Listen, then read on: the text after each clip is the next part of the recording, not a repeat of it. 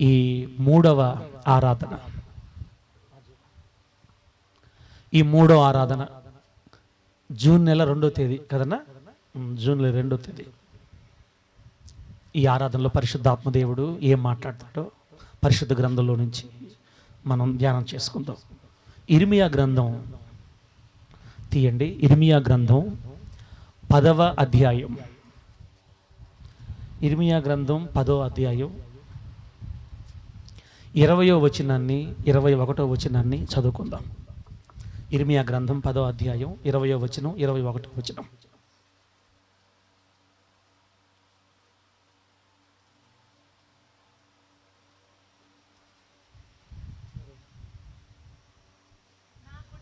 నా గుడారము చినిగిపోయెను,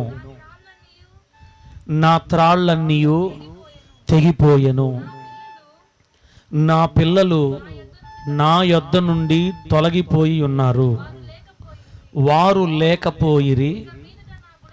ఇక మీదట నా గుడారమును వేయుటకైనను నా తెరలను ఎత్తుటకైనను ఎవ్వడునూ లేడు. కాపరులు పశుప్రాయులై యెహోవా యొద్ద విచారణ చేయరు గనుక వారే వర్ధిల్లకయున్నారు. వారి మందలన్నీయు చెదరిపోయి ఉన్నవి.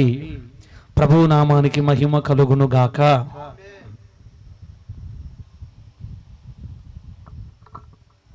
చదివిన వాక్య భాగాన్ని ఒకసారి మనం ధ్యానం చేస్తే, ఈ మాట ఎవరు మాట్లాడుతున్నారంటే సాక్షాత్తు.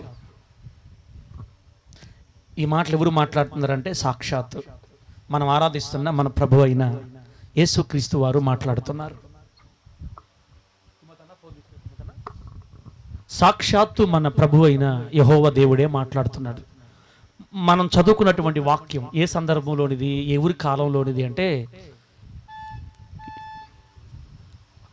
ఐస్ క్రీమ్ కోసం పిలుస్తున్నారు మనల్ని.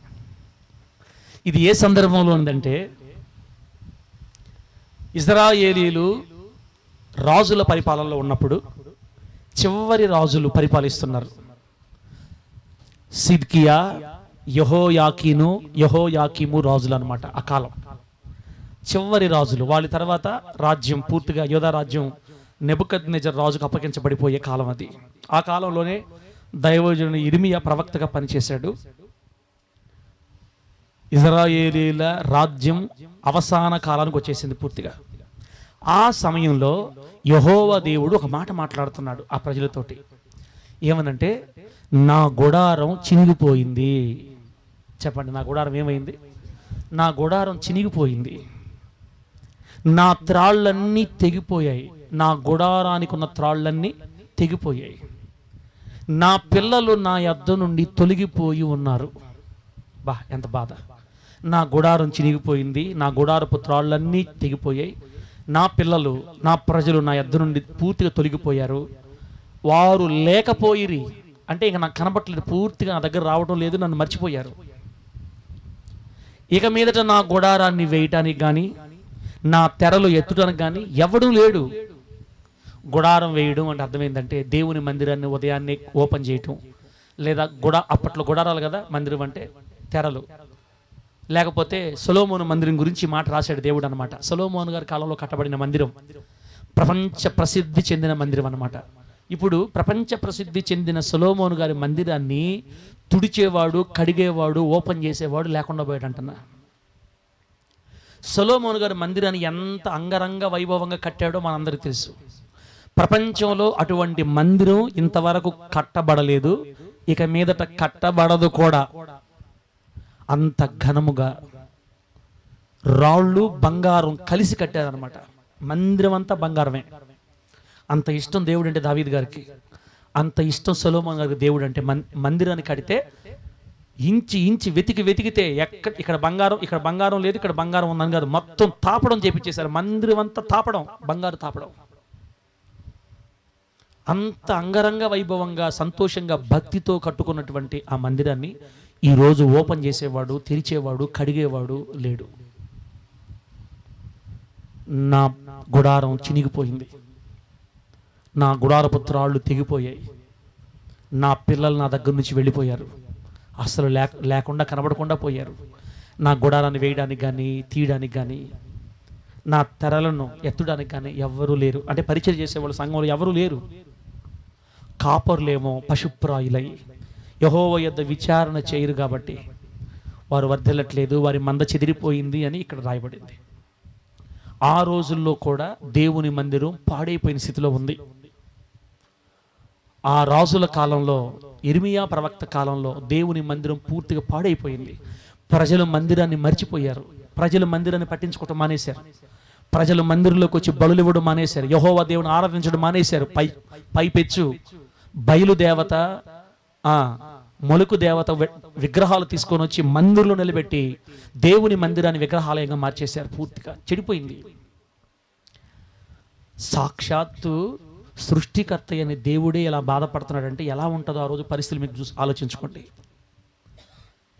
సృష్టికర్త అయిన దేవుడే బాధపడుతున్నాడు. నా గుడారం చినిగిపోయింది, నా మందిరం చినిగిపోయింది, నా మందిరం చెడిపోయింది, నా మందిరం పూర్తిగా భ్రష్టు పట్టిపోయింది, నన్ను పట్టించుకునే వాళ్ళు ఎవరూ లేరు, నా గుడారం ఎత్తడానికి ఎవరూ లేరు, అసలు ప్రజలే లేకుండా నన్ను విడిచి తొలగిపోయారు అని బాధపడుతున్నాడు అనమాట.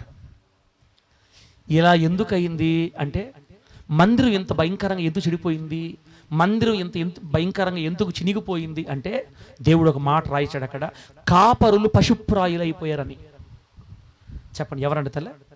కాపరులు పశుప్రాయులు అయిపోయారు. పశుప్రాయులు అంటే పశువులాగా మారిపోయారు. పశువులు మనసు అయిపోయింది అనమాట.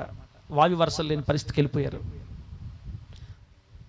మనిషికో దెబ్బ గొడ్డు, మనిషికో మాట గొడ్డుకో దెబ్బ.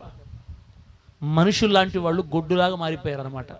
మాట వినని ముండితనం వహించారు. విశ్వాస సంగతిగా దేవుడు ఇక్కడ చెప్పేది సేవకులు, కాపరులు.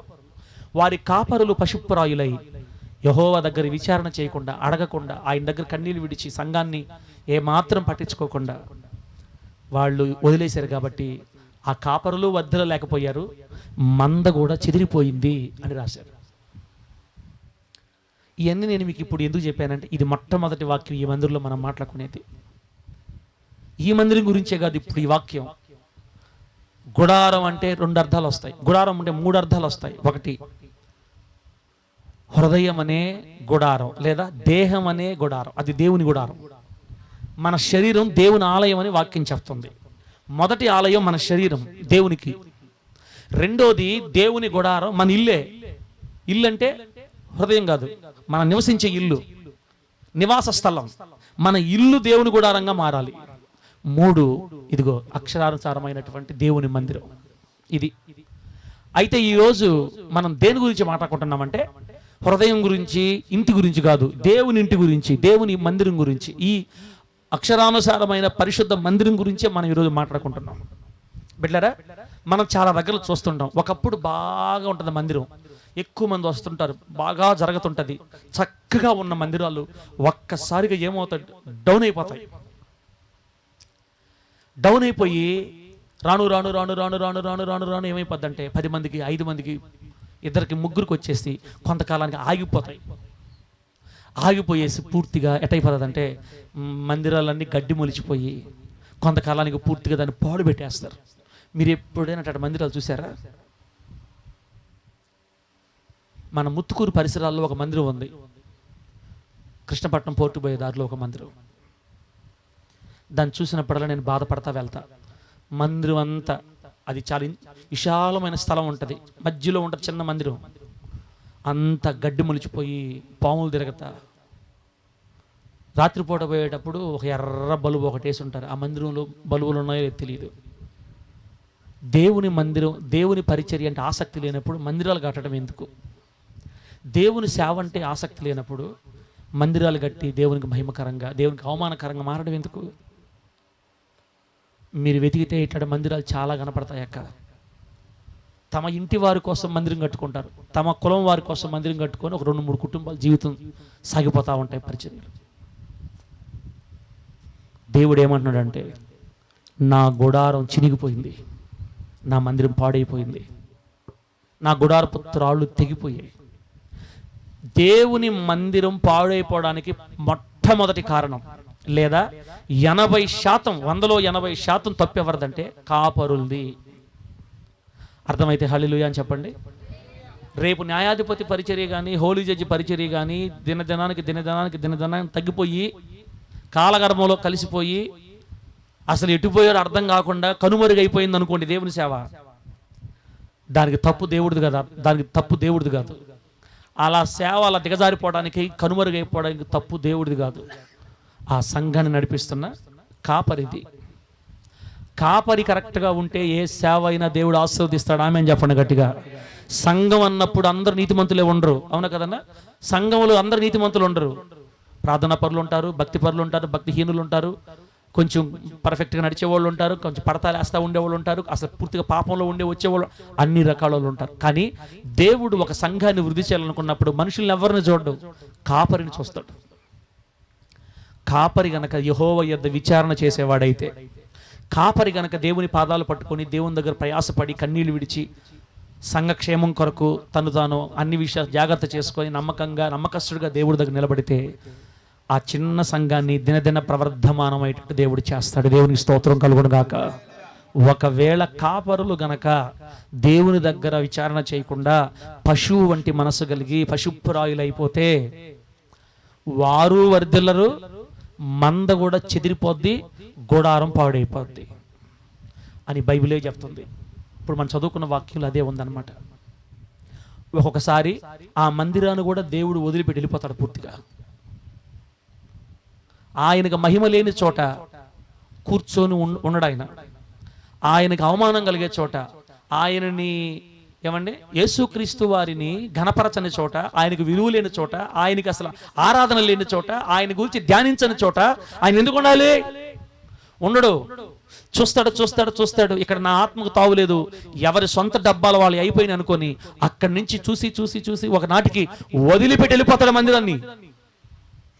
ఎప్పుడైతే ఆయన వదిలిపెట్టి వెళ్ళిపోతాడో ఎండిపోవటం స్టార్ట్ అయిపోద్ది. ఆయన లేని సంఘాన్ని నిర్జీవమైన సంఘం అంటారు, ఆయన ఉండే సంఘాన్ని జీవము కలిగిన దేవుని సంఘం అంటారు. ఆమె చెప్పండి గట్టిగా హల్లెలూయా. మనం ఎంత పేదవాళ్ళమైనా సరే దేవుడు ఉండాలి ఇక్కడ. ఆమేనండి. మనం ఎంత పేదవాళ్ళమైనా సరే మందిరంలో దేవుడు ఉండాలి. నా గుడారం పాడైపోయింది అని బాధ. బిడ్డలారా, ఎవరు ఏం పొరపాట్లు చేశారో మనకు తెలియదు. ఏది ఏమైనా దేవుడు మాకు నెల్లూరులో ఇచ్చిన మందిరం కానీ, ముత్తుకూరులో ఇచ్చిన మందిరం కానీ, ఇదిగో ఈ మందిరం కానీ ఇక మీదట పైకి ఎక్కాలి కానీ కిందకి దిగకూడదు. ఆమేనండి. ఇప్పుడు మీరేమంటున్నారంటే, ఇప్పుడే కదా ఫాస్టర్ గారు చెప్పావు, నువ్వు జాగ్రత్తగా ఉండు చాలు, అది పైకి వెళ్తుంది సేవ. మాదేముంది? ఇంకో మాట చెప్పమంటారా? దైవజనుడు ఒక్కొక్కసారి బలహీనుడైనప్పుడు విశ్వాసుల ప్రార్థనే పట్టుకుంటుంది అన్నమాట. దైవజనుడు ఒక్కోసారి అన్ని విషయాలు దైవజనుడు నేను రుస్తూని అనలేడు. ఏదో ఒక టైంలో దైవజనుడు అంటే దేవదూత మనిషి అన్న ఆంధ్రేయ చెప్పు ఆంధ్రేయ దైవజనుడు అంటే మన పరలోక నుంచి కుమారులారా అంటే ఏం దిగిరాడు. ఆయన కూడా మనిషే కదా. ఒక్కొక్కసారి బలహీనపడిపోతారు. అట్లాంటి టయాల్లో నమ్మకస్తులు, ప్రార్థనాపరులైన దేవుని బిడ్డలు అక్కడ ఇంట్లో కన్నీళ్ళు విడుస్తూ ఉంటే దేవుని కాపుదల సేవకుడి మీద నిలిచి బలహీన సమయాలలో బలపరిచి నిలబెట్టి వాడుకుంటాడు దేవుడు. ఆమె చెప్పండి గట్టిగా. పాస్టల్ గురించి ప్రార్థన చేయకుండా ఇష్ట ప్రకారం సంఘం కూడా పట్టించుకోకుండా ఉంటే అందుకే చెప్పాను కదా, 80% పాస్టల్ తప్పు, 20% విశ్వాసులు తప్పు. ఒక సంఘం చెడిపోవడానికి, పడిపోవడానికి, దెబ్బతింటానికి. బిడ్డలారా, కాబట్టి మనల్ని పిలిచింది దేవుడు వదిలేయటానికి కాదు, ఆయన మనల్ని పట్టుకొనే ఉన్నాడు. ఆమె గట్టిగా. ఆయన మనల్ని పట్టుకొనే ఉన్నాడు. 2012 సంవత్సరంలో ఒక్కడిగా ముత్తుకూరు వెళ్ళాము. ఒక్కడిగా పాస్టర్మ, నేను, హవీల, అదసరాల. అప్పుడు మేము ముగ్గురే వెళ్ళాము. ఆటోలో సంచిలో బట్టలు పెట్టుకొని 2 సాపలు తీసుకొని స్టవ్, గ్యాసు ఇవి పెట్టుకొని ఒక్క ఆటో జరిపోయినాయి మా వస్తువులన్నీ. సాప అంత సాపే బాగా గుర్తుంది. ఒంటరి బైబిల్ ఏం చెప్పిందంటే మీలో ఒంటరి ఎగువాణిని 1000 మంది ఎగునట్లుగా నేను చేస్తా. ఎంత గొప్ప దేవుడు మన దేవుడు. ఒంటరిగా వచ్చావా, నేను 1000 మందిని చేస్తా. అసలు వాగ్దానాలు పట్టుకొని మనం ప్రార్థన చేస్తే ఎంత ఆశీర్వాదము. వారిలో ఒంటరి ఎగువాడు 1000 మంది ఎగునో, ఎన్నిక లేనివాడు బలమైన జనమగును. దేవునికి స్తోత్రం కలుగును గాక. దేవుడు మనల్ని వృద్ధి చేస్తాడు. ప్రభు ఏం చెప్పాడంటే, నన్ను అడుగు, జనములను నీకు స్వాస్థ్యంగా ఇస్తా. ఆమె నన్ను గట్టిగా, నువ్వు అడుగు నన్ను చాలంతే, నేను నీకు ఆత్మలు పంపిస్తా. అడగట్లా మనం. ప్రభువుని అడక్కే మన సంఘాలు ఎండిపోతున్నాయి. ప్రభువుని అడక్కే పరిచర్య ముందుకెళ్ళడం లేదు. ఇంకా అడగాలి, ఇంకా అడగాలి. సేవకులు అడగాలి, విశ్వాసులు అడగాలి. ఎంత ఎక్కువగా దేవుడితో నడిస్తే అంత ఎక్కువగా ప్రభు మనకి ఆత్మలను అప్పగిస్తాడు. ఇప్పుడు చెప్పండి, ఒక సంఘం పడిపోయింది, చెడిపోయిందంటే మొట్టమొదటి తప్పు ఎవరిదన్నా? దైవజనులది, కాపరులది. పశుప్రాయులు అయిపోయినప్పుడు, దేవుణ్ణి పక్కన పెట్టేసినప్పుడు, సొంత ఇష్టాలు కోరుకున్నప్పుడు, వారి ఇష్టానుసారం నడిచినప్పుడు, దేవుడితో సంబంధం తెగిపోయినప్పుడు సంఘాలు దెబ్బతినిపోతాయి. రెండోది, విశ్వాసులు కూడా వారి ఇష్టానుసారంగా ప్రవర్తించినప్పుడు పూర్తిగా దేవుడు మందిరాన్ని వదిలిపెట్టి వెళ్ళిపోతాడు. అది చీకటితో నింపబడి తర్వాత కాలగర్భంలో కలిసిపోద్ది పూర్తిగా. ఒకప్పుడు ఇక్కడ సంఘం ఉండేది అని మాట్లాడుకుంటారు అంతే. బాంధవ్యన, ఒకప్పుడు ఇక్కడ సంఘం ఉండేదని మాట్లాడుకుంటారు, అట్లా అయిపోద్ది. కాబట్టి జాగ్రత్త పడి మనం కూడా ఈరోజు ఆలోచించుకుందాం. దేవుడు మనకిచ్చిన సంఘాలు కూడా ఎండిపోకుండా ఉండాలంటే మన ప్రార్థన ఉండాలి. మనం కూడా ప్రభువును పట్టుకోవాలి, అడగాలి కన్నీళ్ళతో ప్రభు సన్నిధిలో. ఆయన మన మందిరంలో ఉండేట్టు మనం చూసుకోవాలి. ఆయన్ని మనం సంతోషపెట్టాలి, ఆయనకే మనం విలువనివ్వాలి, ఆయన కొరకే మనం సాగిపోవాలి. ప్రభు నామానికే మహిమ కలుగును గాక. చెప్పండి గట్టిగా హల్లెలూయా. రైట్, ఒక చిన్న మందిరం గురించి చెప్పి మనం ప్రార్థన చేసుకుందాం. బిడ్డలారా, చినిగిపోయిన మందిరాలు కొన్ని ఉన్నాయి బైబిల్లో. చినిగిపోయిన మందిరాలు అంటే పాడైపోయిన మందిరాలు, దేవుడు వదిలిపెట్టేసిన మందిరాలు కొన్ని ఉన్నాయి. కీర్తనల గ్రంథం 78వ అధ్యాయం 60వ వచనాన్ని 67వ వచనాన్ని చదువుకుందాం ఒకసారి. కీర్తనల గ్రంథం 78వ కీర్తన 60వ వచనం 67వ వచనం చదువుకుంటే, షిలోహు మందిరమును తాను మనుష్యులలో సంస్థాపన చేసిన గుడారమును ఆయన విడిచిపెట్టెను. చాలుమా 67 చదువు. అదిగో యోసేపు గుడారాన్ని అసహించుకున్నాడు. చాలు బిడ్డారా, ఇక్కడ ఒక మాట ఏంటంటే, షిలోహు మందిరాన్ని ఆయన విడిచిపెట్టెను. అబ్రహ్మణ, ఏ మందిరాన్ని? షిలోహులో ఉన్న మందిరాన్ని దేవుడు వదిలిపెట్టేశాడంట. నేను చెప్పాను కదా, చూస్తాడు, ఏమి తేడా రాకుండా, అసలు ఆయన పట్టించుకోకుండా కానీ పక్కన వాళ్ళ ఇష్టానుసారంగా బతుకుతూ ఉంటే కొంతకాలానికి ఆయన మనస్సు నొప్పుచుకున్నవాడై ఆ మందిరాన్ని విడిచిపెట్టి వెళ్ళిపోతాడు అక్కడి నుంచి. బైబిల్ గ్రంథమే చెప్తుంది, షిలోహు మందిరాన్ని ఆయన వదిలిపెట్టేశాడు. షిలోహు మందిరం అంటే ఎక్కడ, మీకు ఐడియా ఉందా బిడ్డారా? షిలోహు మందిరం అంటే ఏదంటే 40 సంవత్సరాలు అరణ్య యాత్ర చేసి వస్తారు ఇశ్రాయేలీలు. ఈ 40 సంవత్సరాలు సీనాయి పర్వతం మీద దేవుడు ఒక మందిరం కట్టమని చెప్తే ప్రత్యక్ష గుడారాన్ని అరణ్యంలో ఏర్పాటు చేస్తారు. ఈ ప్రత్యక్ష గుడారం అరణ్య యాత్ర అంతా వాళ్ళతో పాటు వస్తుందన్నమాట. ఈ ప్రత్యక్ష గుడారాన్ని ఏం చేస్తారంటే, వాళ్ళు కానాను దేశం చేరుకున్న తర్వాత, దేశాన్ని స్వతంత్రించుకున్న తర్వాత, షిలోహు అనే ప్రాంతంలో అదే మోషే గారి ప్రత్యక్ష గుడారాన్ని ఆ షిలోహులో ఒక ప్రాంతంలో మందిరం వేస్తారనమాట. ఆ మందిరంలోకి ప్రజలందరూ సంవత్సరం ఒకసారి వచ్చి ప్రభువుని ఆరాధించుకొని వెళ్తుంటారు. అది సమూయేలు గారి కాలం. ఆమె అన్న గట్టిగా, సమూయేలు గారి కంటే ముందు అక్కడ సేవ చేసిన పాస్టర్ గారు ఎవరు? ఏలి అనే దైవజనుడు. అరణ్య యాత్ర అయిపోయిన తర్వాత కనాను దేశానికి వచ్చినప్పుడు షిలోహు అనే ప్రాంతంలో మోషే గారి చేత దేవుడు వేయించిన ప్రత్యక్ష గుడారాన్ని ఆ ఊర్లో వేయించి, ఆ ప్రాంతంలో వేయించి, ఇజ్రాయేల్ అందరూ సంవత్సరం ఒకసారి అక్కడికి వచ్చి ప్రభువుని ఆరాధించుకొని వెళ్ళాలి. ఆ కాలం గురించి దేవుడు మాట్లాడుతున్నాడు. షిలోహులో దేవుని మందిరం ఉంది. దేవుని మందిరానికి యాజకుడుగా దైవజనుడైన లేవి గోత్రం చెందిన ఏలి సేవ చేస్తున్నాడు. ఏలి గారు వృద్ధుడైపోయి, బహువృద్ధుడై, కళ్ళు కూడా మందువి చేసాయి. ఆయన ముసలివాడైపోయాడు కాబట్టి ఆయన 2 పిల్లలు ఇప్పుడు సేవ చేస్తున్నారు అక్కడ. వాళ్ళిద్దరి పిల్లల పేర్లు ఏం పేర్లు? హోఫ్ని, ఫీనిహాస్. పాస్టర్ గారు అబ్బాయిలు సేవ చేస్తున్నారు అక్కడ. ఇప్పుడు దేవుడు ఏమంటున్నాడంటే, నేను షిలోహు మందిరాన్ని వదిలిపెట్టేశా. నాకు వద్దా షిలోహు మందిరం? నేను ఆ మందిరంలో ఉండలేను. నాకు వద్దు నాయన, నాకు ఆ మందిరం వద్దు, ఆ సేవ వద్దు నాయన. అసలు బైబిల్ చెప్తుంది, షిలోహు మందిరాన్ని దేవుడే స్థాపించాడంటన్న. అక్కడ ఉన్నమాట, షిలోహు మందిరమును తాను మనుష్యులలో సంస్థాపన చేసిన గుడారాన్ని ఆయన విడిచిపెట్టాడు. దేవుడే షిలోహు మందిరాన్ని స్థాపించాడంట ప్రజల మధ్య. దేవుడే కట్టుకున్న మందిరాన్ని దేవుడే వదిలిపెట్టి వెళ్ళిపోయాడు పూర్తిగా. ఆ మందిరంలోని విశ్వాసులు, పాస్టర్ల దెబ్బకి దేవుడే పారిపోయాడు నుంచి. ఏం జరిగింది? మన మందిరాల్లో కూడా ఇది జరగకుండా మనం జాగ్రత్త పడాలి. దేవుడు మనకిచ్చిన సంఘాల్లో కూడా ఇది జరగకుండా జాగ్రత్త పడాలి. కన్నీళ్ళు విడవాలి, ప్రార్థన చేసుకోవాలి. దేవుని సంతోషపెట్టాలి. ఏం జరిగిందో ఒక్కొక్కటిగా మీకు చెప్తాను. మొదటి సమూయేలు గ్రంథం తీసి పెట్టుకోండి. 2వ అధ్యాయం చూస్తే అక్కడ కొన్ని మాటలు ఉన్నాయి. షిలోహు గుడారాన్ని గురించి అక్కడ కొన్ని మాటలు ఉన్నాయి. 2వ అధ్యాయం 12వ వచనంలో ఏముందో తెలుసా? మొదటి సమూయేలు గ్రంథం మొదటి సమూయేలు గ్రంథం 2వ అధ్యాయం 12వ వచనం. ఏలీ కుమారులు అంటే పాస్టర్ గారి కుమారులు, ఇప్పుడు పరిచయం చేస్తున్న దైవజనులు, యెహోవాను ఎరుగని వారై మిక్కిలి దుర్మార్గులై ఉండిరి. చాలు, దేవునికి స్తోత్రం కలుగును గాక. అమ్మ, దేవుని మందిరంలో యాజకత్వం చేసే పాస్టర్లు అంట, దేవుడు చెప్తున్నాడు అసలు ఆ పాస్టర్లకు యెహోవా ఎవరో తెలియదంట. అదేంటది అన్న? పాస్టర్కి దేవుడు అంటే తెలియదా? సంఘంలో సేవ చేసే పాస్టర్ గారికి దేవుడు తెలియకపోవటం ఏంటి? బైబిల్ చెప్పే మాట ఇది. వారు యెహోవాను ఎరుగని వారై మిక్కిలి దుర్మార్గులై ఉండిరి. అంటే దేవుడు తెలియదని కాదు సుసనమ్మ, దేవుడు వాళ్ళకి తెలియదని కాదు అర్థం. ఒకవేళ క్రైస్తవులం అయినా, దేవుని బిడ్డలం అయినా, విశ్వాసులం అయినా, సంవత్సరాల నుంచి మందిరంకి వచ్చే వాళ్ళమే అయినా మిక్కిలి దుర్మార్గమైన జీవితాన్ని మనం జీవిస్తున్నాం అనుకో, నువ్వు క్రైస్తవుడు అయినా క్రీస్తుని ఎరగనట్టే అనుకుంటాడు దేవుడు. ఇప్పుడు నేను పాస్టర్, నన్ను దేవుడు సేవకు పిలిచాడు, సేవ చేస్తున్నా, నేను మిక్కిలి దుర్మార్గమైన కార్యాలు చేశాను అనుకో, దేవుడు అంటాడు ఒరే నువ్వు పాస్టర్ పేరుకే, అసలు నేను ఎవరో వాడు నీకు తెలియదురా అంటాడు ఆయన. అది దాని అర్థం. వీళ్ళు దైవజన పిల్లలే కానీ యెహోవాను ఎరుగని వారై.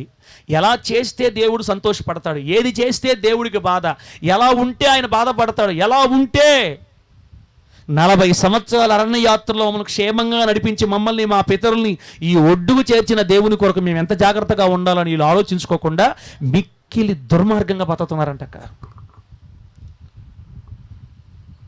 అందుకే కొన్ని సంఘాలు ఎండిపోతూ ఉంటాయి. దైవజనులు దుర్మార్గంగా ప్రవర్తిస్తే ఆ సంఘాలు నెట్ట నిలువున ఎండిపోతాయి, అంతే, నెట్ట నిలువున. బిడ్డలారా, మనం ఒకరిని ఎప్పుడు విమర్శించడానికి మనకు అంత ధైర్యం లేదు. మనం జాగ్రత్త పడాలి. అట్లటోళ్ళు ఎవరైనా కనబడ్డప్పుడు మనం ప్రార్థన చేయాలా? ఆమె చెప్పండి గట్టిగా. సంఘం ఎవరిదైనా సంఘమే, ఆ సంఘాలు కట్టబడాలని కోరుకోవాలి. దేవుడు అంత ఈజీగా ఒక మందిరాన్ని వదిలిపెట్టి వెళ్ళిపోడు. దేవుడు అంత త్వరగా నిర్ణయం తీసుకోడు. ఆయన తీసుకున్నాడంటే కొన్ని బలమైన కారణాలు అక్కడ జరుగుంటేనే దేవుడు ఆ మందిరాన్ని వదిలిపెట్టి వెళ్ళిపోతాడు. ఇప్పుడు ప్రభు చెప్తున్నాడు, నేను షిలోహులో ఉన్న నా మందిరాన్ని వదిలిపెట్టి వెళ్ళిపోయా, నాకు అవసరం లేదు ఆ మందిరం. ఎందుకంటే అక్కడ సేవ చేస్తున్న దైవజనులు యెహోవాను ఎరుగని వారి వలె మిక్కిలి దుర్మార్గమైన కార్యాలు చేస్తున్నారు. మీకు ఒకవేళ ఏ సేవకుడి గురించి అయినా పొరపాటున కొన్ని చెడ్డ విషయాలు తెలిస్తే, ఏ దైవజనుడి గురించి అయినా ఒక బలహీనమైన కార్యాలు మీకు తెలిస్తే, మొట్టమొదట మనం చేయాల్సింది ఏం చెప్పండి? ఇంటింటికి చెప్పుకుంటూ తిరగాల. కథలే అది చేయండి, తలే నా మాటినే అది చేయండి అమ్మా. మనం ఏరే పాస్టర్ల గురించి కానీ డబ్బులు కొట్టుకుంటా చెప్పామనుకో, మన పాస్టర్కే పట్టుకుంటుంది రేమ తెగిలిగిన. ఏం చెప్పలేము, ఏమో మనం చేసిన పాపం మనల్ని పట్టుకుంటుంది అన్నట్టు. కొంతమందికి ఇతర దైవజనులను విమర్శించడం చాలా సంతోషంగా ఉంటుంది. వాళ్ళ పాస్టర్ అట్ట, వీళ్ళ పాస్టర్ అట్ట, ఈ పాస్టర్ అట్ట, ఆ పాస్టర్ అట్ట, ఆ పాస్టర్ అట్ట, వాడిట్ట ఈడిట్ట చెప్పుకుంటా ఉంటారు. దేవుడు అదేదో వాళ్ళని ఎత్తి మీద వేస్తే పోద్ది. అట్టేడు ఏమరా మా పాస్టర్ కింగ్, మా పాస్టర్ కింగ్ అంటాడు. మళ్ళీ ఇప్పుడు కింగ్ని ఏం చేయాలా? డూప్లికేట్ చేయాలి. కాబట్టి దేవుడు కింగ్కి రెమ్మ తగిలి పుట్టిస్తాడు, సరిపోద్ది. నాయనో భయం. అందుకనే ఒకరిని గురించి మనం చెప్పుకోవాలంటే భయపడాలి గుండెల్లో. కొన్ని కుటుంబాల్లో చూడండి, వాళ్ళ కూతురు ఎటు చేసింది, వాళ్ళ కొడుకు ఎటు చేశాడు, ఆ మనిషి ఆమె భర్తను మోసం చేసేట్టు తిరుగుతుంది. ఇలా అనుకుంటా మొత్తం నెత్తి మీద పోసుకుంటారు. ఎవరైతే ఇతరుల గురించి అటు చెప్పుకుంటూ తిరుగుతుంటారో వాళ్ళే దాంట్లో పడిపోతారని చెప్తుంది వాక్యం కూడా. ఇతర దైవజనుల గురించి ఏదైనా చెడుగా మనకు తెలిస్తే మనం ప్రార్థన చేయాలి. ప్రభువా, ఆ దైవజనుడు అలా ఉండడం వల్ల సంఘం పాడైపోద్ది, మాట్లాడు, నిలబెట్టు, ధైర్యమి, శక్తిని మరలా వాడుకో ప్రభు, ఆ సంఘాన్ని కట్టు ప్రభు, యేసు నామములో ఆ సంఘం మరలా కట్టబడును గాక. ఇది మనం చెప్పాల్సిన ప్రార్థన, అది మనం చేయాల్సిన ప్రార్థన. అబ్బా, మిక్కిలి దుర్మార్గులైన యాజకులు అంటాడు వాళ్ళు. మామూలు కాదు, దేవుడే చెప్తున్నాడు వాళ్ళు మామూలు దుర్మార్గులు కాదు. ఎట్లా దుర్మార్గులు అన్నా? మిక్కిలి దుర్మార్గులు. దైవజనుళ్ళు, దైవజనుడు ఎందుకు అంటున్నానంటే ఖచ్చితంగా మనం వినాలి, ప్రార్థన చేసుకో. ఇప్పుడు విశ్వాసం గురించి చెప్తా, దైవజనుల గురించి చెప్తా. ఫస్ట్ దైవజనుల గురించి మాట్లాడుకుందాం. ఒక సంఘాన్ని దేవుడు వదిలిపెట్టి వెళ్ళిపోవడానికి, సంఘం పాడైపోవడానికి, సంఘం చినిగిపోవడానికి కారణాలు అనమాట. దేవుడు ఎందుకు మిక్కిలి దుర్మార్గులు అంటున్నాడు అంటే, నంబర్ 1, అదే అధ్యాయంలో 13వ వచనం నుంచి 16వ వచనం చదివితే, 1 సమూయేలు గ్రంథం 2వ అధ్యాయం 13 నుంచి 16 దాకా చదివితే అక్కడ ఏమో తెలుసా, ఆ యాజకులు అనగా ఆ ఏలి గారి 2 కుమారులు హోప్ని ఫినెహాసులు అంట బహుమాంసాపేక్ష కలిగిన దైవజనులు అంట. అబ్బా, ఏ పాస్టర్కి అయితే మాంసం పిచ్చి ఉంటుందో ఆ పాస్టర్ ఏం సార్ ఇటువంటి మాటలు చెప్తున్నావు నువ్వా, బైబిల్లో ఉండే మాటలు చెప్పు. అప్పుడు ఏమన్నా బైబిల్లో ఆ మాటలు లేవా? ఉన్నాయి. అది నేను చెప్పిన వచనాలు మీరు చదువుకుంటే అక్కడ ఏముంటుందో తెలుసా, నైవేద్యం నైవేద్యం అంటే బలి. దేవునికి ఒక గొర్రెను తీసుకొచ్చి బలి ఇచ్చినప్పుడు ఆ బలి అయిపోయిన తర్వాత ఆ గొర్రెను వధించి మాంసం వండుతారనమాట. ఆ మాంసం వండేటప్పుడు ఉడకబెట్టిన తర్వాత యాజకుడు వచ్చి మాంసం తీసుకోవాలి. వీళ్ళు ఏం చేస్తున్నారు తెలుసా, పచ్చి మాంసంగా ఉన్నప్పుడే అప్పుడే కైమా చేసి తీసుకొచ్చి ఆ తపేలలో వేసినప్పుడు అప్పుడే వేశారు, అంతే పచ్చిగా ఉంది. ఇదిగో దైవజనుడు యాజకుడు మాంసం తెమ్మంటున్నాడు, అయ్యా ఉడకనిస్తే ఇస్తామయ్యా, పక్క జరుగో అని వాళ్ళు బలవంతంగా పచ్చి మాంసాన్ని ఎత్తుకెళ్ళిపోయి ఆ పచ్చి మాంసాన్ని వండుకొని తిని పాస్టర్లకి మెడలు ఓగుతున్నాయట. బైబిల్ చెప్తుంది, కొవ్వ పెట్టుకొనుచున్నారు మిమ్మల్ని మీరు కొవ్వ పెట్టుకుంటున్నారు ఆ మాంసం తిని అని. పాస్టర్ని ఎక్కువ మాంసం తినొద్దన్నారంటే విశ్వాసాలు కూడా జాగ్రత్తగా ఉండలేదనా? మాంసం ఎక్కువ తిన్నామంటే తొందరలో దెబ్బలు ఉన్నాయని అర్థమైనప్పుడు మనకి. అందుకే బైబిల్ చెప్తుంది, మాంసాపేక్ష కలిగిన వారితో అధికముగా మాంసం తినేవారితో మీరు స్నేహము చెయ్యొద్దు అని చెప్పింది వాక్యం.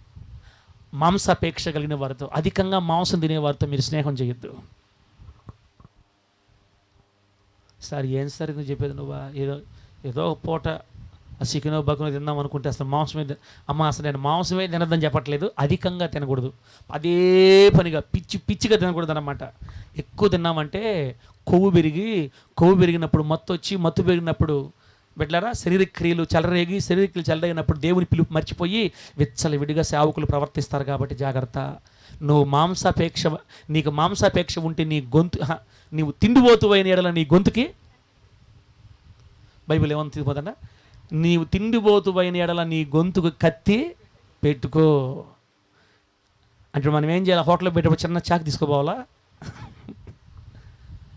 ఎక్కువ తినాలనిపిస్తుంది సప్పన తీసి బ్యాగ్లోంచి కత్తి తీసి చాకు తీసి కోసేస్తా. కత్తి అంటే మామూలు కత్తి కాదు, కానీ వాక్యం అనే కత్తి పెట్టుకో. వాక్యం మాంసం గురించి ఏమైతే రాస్తుందో, తిండి గురించి ఏం రాస్తుందో మొత్తం జ్ఞాపకం చేసుకో, అప్పుడు భయం వచ్చేస్తుంది. బిడ్డలారా, ప్రసంగి గ్రంథం 11వ అధ్యాయంలో ఒక మంచి మాటలు ఉన్నాయి. ఏం చెప్పమంటారా, మన దేశాన్ని పరిపాలించే రాజులంట ఉదయాన్నే భోజనం కూర్చోకూడదంట.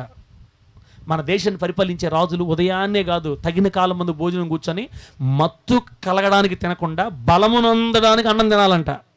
అంటే మనం తినే ఆహారం వల్ల అసలు మనకు మత్తే రాకూడదు, మత్తు వచ్చేటట్టుగా మనం తినకూడదు. ఆమె చెప్పండి గట్టిగా. అందుకే పెద్దోళ్ళు చెప్తుంటారు, ఒక పేగు ఎవరుంటున్నారు ఈ మాటలు, అసలు ఎవరున్నారు తల్లి, గుమ్మగుమ్మలు వాసంగా వచ్చింది తర్వాత సంగం చూసుకోవచ్చు నాయన అని ఫుల్గా ఏడక బెరికి తిన్న దగ్గరే పడుకుంటారు. ఇక యేసునామంలో అంతే, తిన్న దగ్గరే. వాళ్ళలో నేను కూడా ఉన్నానులేమ్మా, ఒప్పుకోబల్లే. ఇప్పుడు పాప వాళ్ళు అంతా తెచ్చి పెడతారు, ఫ్యాన్ ఆడే ఉంటుంది, గాలి చల్లగా వస్తుంటుంది, అంత దీని కూతురా నువ్వే ఎత్తిపెట్టు కొంచెం మొత్తం జమ్మున ఆడేమనుకుంటాను అన్నమాట. ఇక అంత వాళ్ళు దూసుకొని పోతూ ఉంటారు.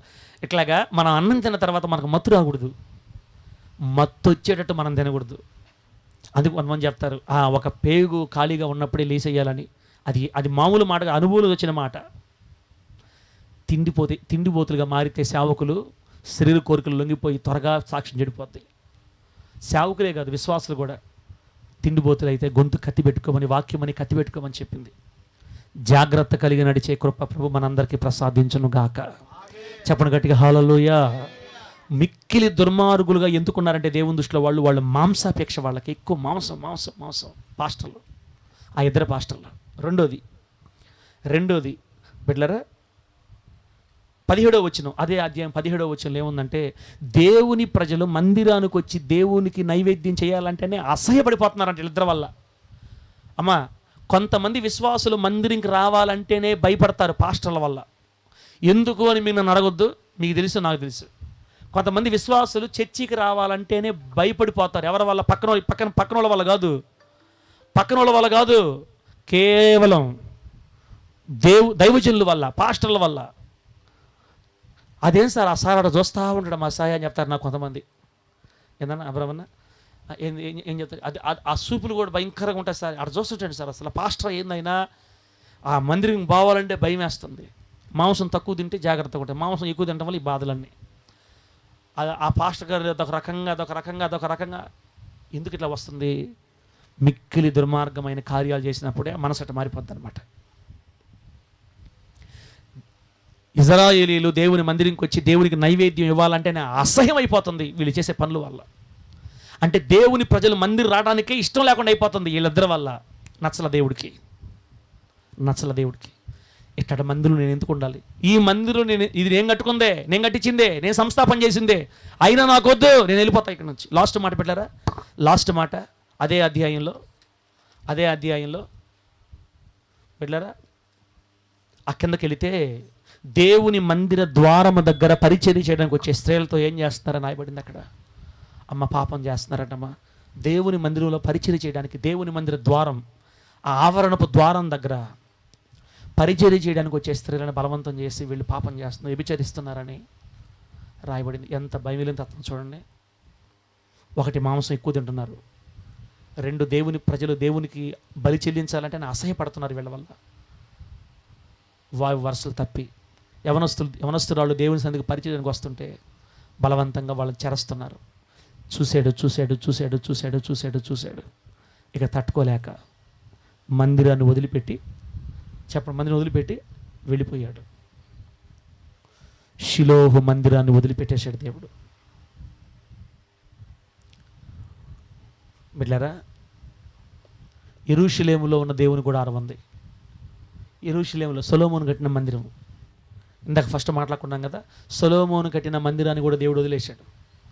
సొలొమోను కట్టిన దేవుని మందిరాన్ని వదిలేశాడు కాబట్టే అగ్నితో కాల్చేశారు మందిరాన్ని. కాలేదన్నా, ఒకసారి కాదు కాల్చింది, 2-3 సార్లు కాల్చారు దేవుని మందిరాన్ని. బూడిద చేసేశారు అంతే. దేవుడు ఒక మందిరంలో నుంచి వెళ్ళిపోతేనే మందిరాన్ని కాల్చగలరు ఎవరైనా.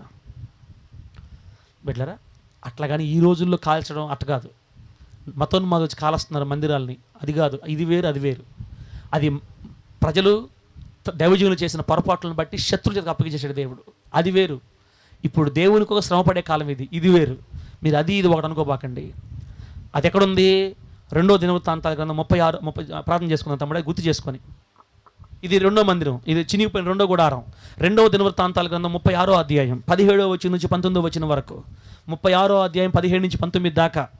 ఆయన వారి మీదకి కల్దీల రాజును రప్పింపగా అతడు వారికి పరిశుద్ధ స్థలముగా ఉన్న మందిరంలోనే, చూడండి బాగా, ఆ కల్దీల రాజు అంటే నెబుకద్నెజర్ రాజు పరిశుద్ధ స్థలముగా ఉన్న మందిరం అంటే సొలొమోను మందిరంలోనే వారి యవ్వనులను ఖడ్గము చేత సంహరించను. చూసారా, దేవుని మందిరంలోనే యవనస్తులను చంపించాడంట నెబుకద్నెజర్ రాజు.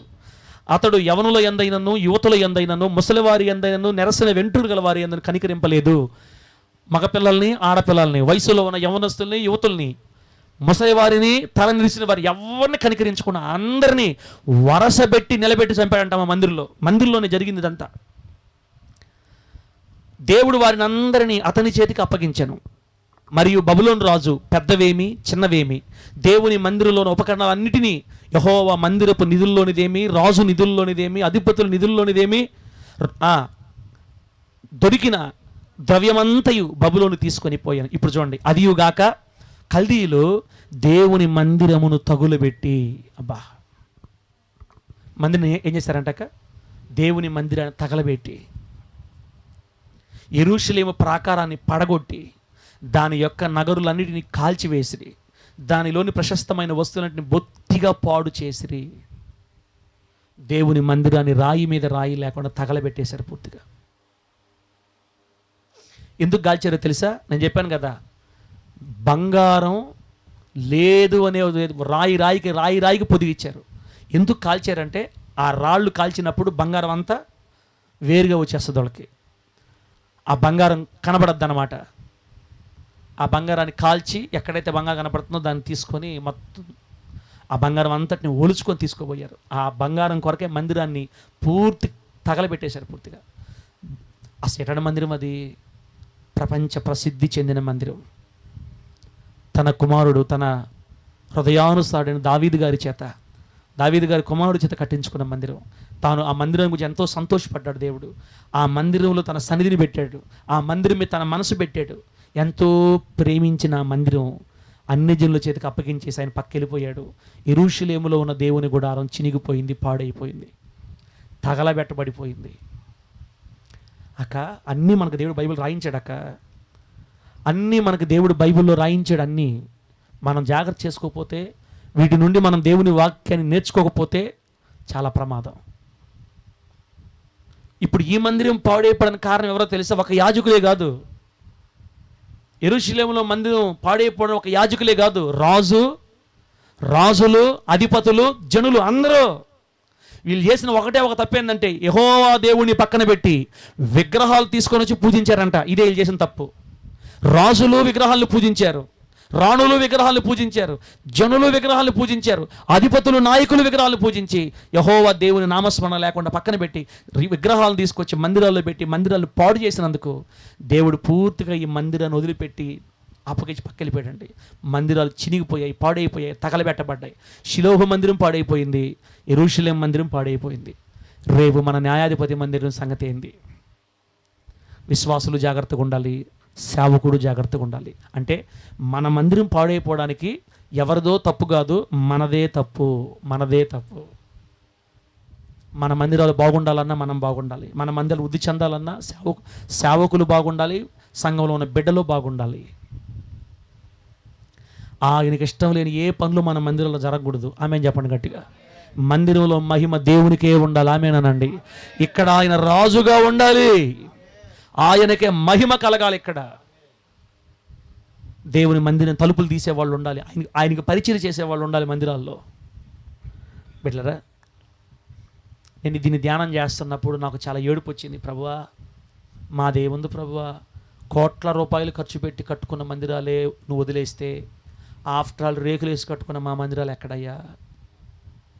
తేడాగా వచ్చిందంటే చెప్పకుండా వెళ్ళిపోతావయ్యా మా దగ్గర నుంచి నువ్వా? కొంతమంది దేవుడు మాతోనే ఉన్నాడనే భ్రమలో వెళ్తుంటారు. దేవుడు వాళ్ళని ఎప్పుడో వదిలిపెట్టేసాడు అన్న, ఎప్పుడో వదిలిపెట్టేసాడు ఆ మందిరాల్ని. చాలా జాగ్రత్తగా ఉండాలి ప్రభుత్వం. మనం పరిశుద్ధాత్మ దేవుని మనసు అంట చాలా సున్నితమైందంట, సెన్సిటివ్ మైండ్ పరిశుద్ధాత్మ దేవుడిది. ఇప్పుడు యేసు ప్రభు వారు భూలోకంలో లేడు, తండ్రి సింహాసనం దగ్గర పరలోకంలో ఉన్నాడు ఆయన. ఇప్పుడు మనతో పాటు భూలోకంలో ఉండేది ఎవరు చెప్పండి? ఆదరణకర్త అయిన పరిశుద్ధాత్ముడు మనతో ఉన్నాడు.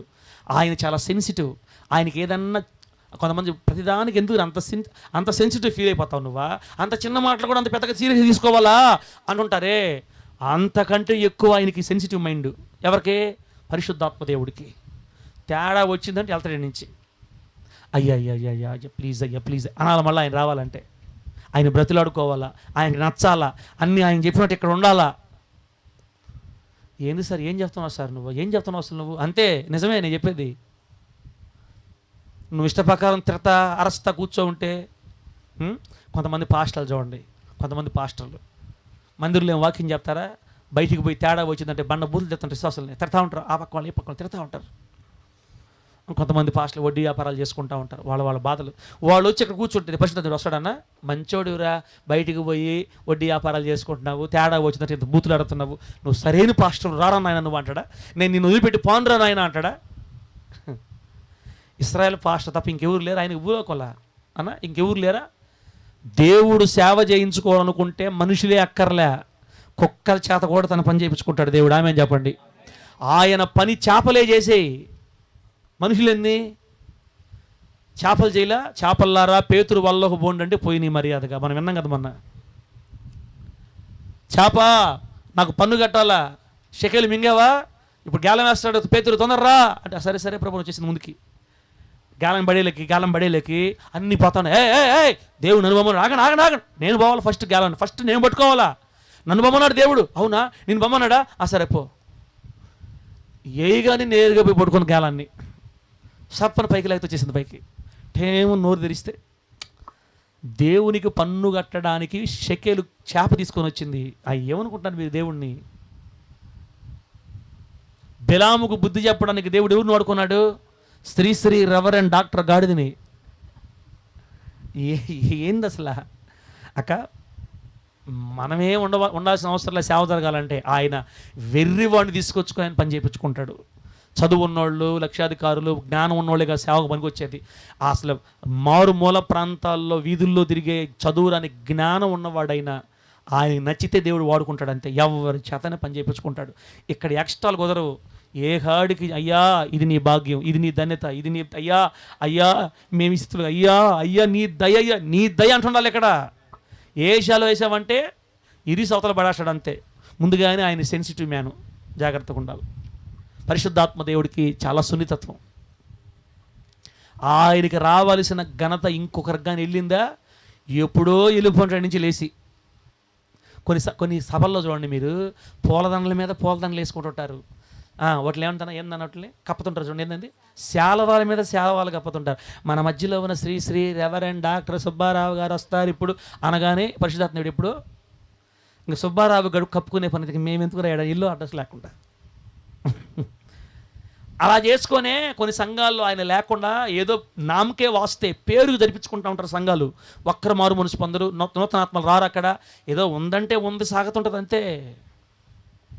అన్నా దేవుడు మనకిచ్చిన ఈ పరిచర్యలో మరణం దాకా ఆయనే ప్రధాన కాపరి, మనకి ఆయనే మహిమ పొందునుగాక, ఆయనకే సమస్త మహిమ చెందునుగాక. మనందరినీ ఆయన పనివారిని, మీ అందరికంటే పెద్ద పనోడు నేను, ఆమెనానండి. ఇంకా పచ్చిగా చెప్పాలంటే జీతగాడిని. మీరే నాకంటే మేలు, ఆయన బిడ్డలు మీరు. ఆయన బిడ్డలైన మీకు కాపరిగా జీతగాడుగా నన్ను పెట్టుకున్నాడు. నాకంటే 10 ఆకులు మీరే ఎక్కువ తిన్నారు, మీరే బెటర్. లెక్క చెప్పాలి దేవుడి దగ్గర. రాజుల్లాగా ప్రవర్తించకూడదు సేవకులు, మాదిరికి.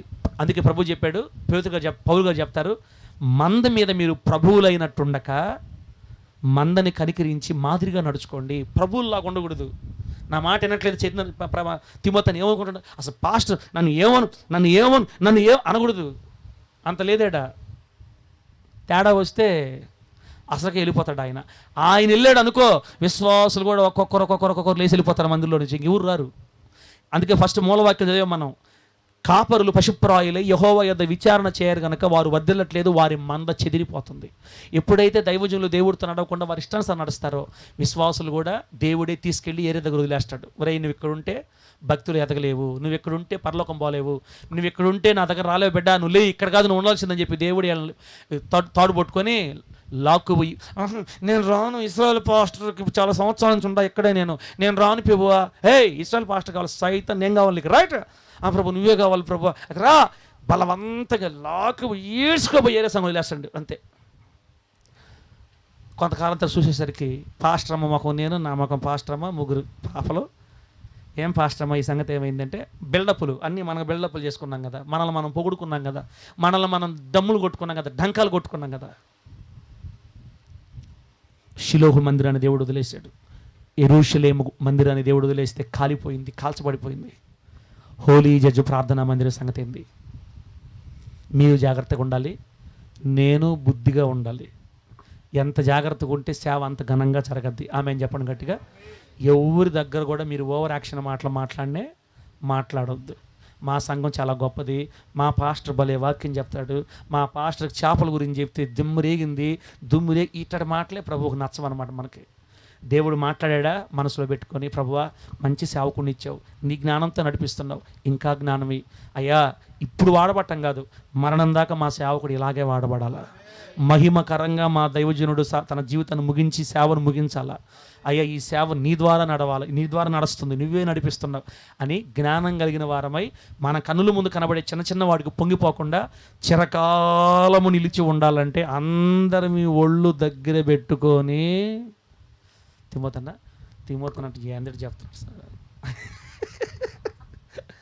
ఇట్లా చెప్పుకోవాలన్నా మనమే కదా, ఇంకెవరు ఉన్నారు చెప్పండి. లైవ్లో ఇంటే మందిలో ఇబ్బంది లేదులే, ఏం ఇబ్బంది ఉంది.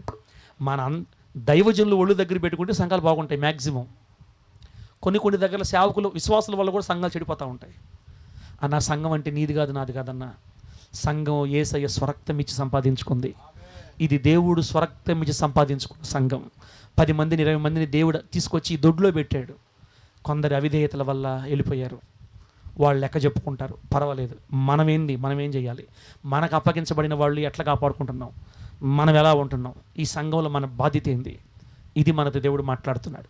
షిలోహు మందిని వదిలిపెట్టి వెళ్ళిపోయిన దేవుడు యెరూషలేము మందిని వదిలిపెట్టి వెళ్ళిపోయిన దేవుడు మనల్ని ప్రశ్నిస్తున్నాడు. మిమ్మల్ని వదిలిపెట్టి పొమ్మంటారా, ఉండమంటారా? ఉండమని చెప్పాలన్నా మనమే, వెళ్ళిపో అయ్యా మాకు అవసరం లేదు నువ్వు అనాలన్నా మనమే. తీర్మానం చేసుకొని, ప్రభువా మరణం దాకా మమ్మల్ని వదిలిపెట్టి వెళ్ళొద్దు, నువ్వు వెళితే మేము బ్రతకలేము, నువ్వు ఇక్కడి నుంచి వెళ్ళిపోయిన తర్వాత మేము సేవ చేసే కంటే అదేదో మమ్మల్ని కూడా తీసుకెళ్ళిపో ఒకటేసారని ప్రార్థన చేయాలా. నీవే ఇక్కడ నిలిచి ఉండాలి. ఆమె చెప్పండి గట్టిగా, ఈ సేవలో నీవే నిలిచి ఉండాలయ్యా. మమ్మల్ని క్షమించు, మా పాపాలు క్షమించు, మా తలంపులు క్షమించు. ఈ నెలలో మే నెలలో మేము పొరపాట్లు చేస్తుంటే, అయ్యా నీకు తెలియకుండా ఏదైనా అపరాధాలు చేస్తుంటే మమ్మల్ని క్షమించండి అని ఇక్కడ బిడ్డలు ఎవరైనా బల్ల తీసుకుంటే బల్ల ఇద్దాం వాళ్ళకి. కళ్ళు మూసుకోండి. దేవుడి మాటలు మనకు ఆశీర్వాదకరంగా మార్చి వర్ధిల్ల చేయును గాక. ఆమేన్.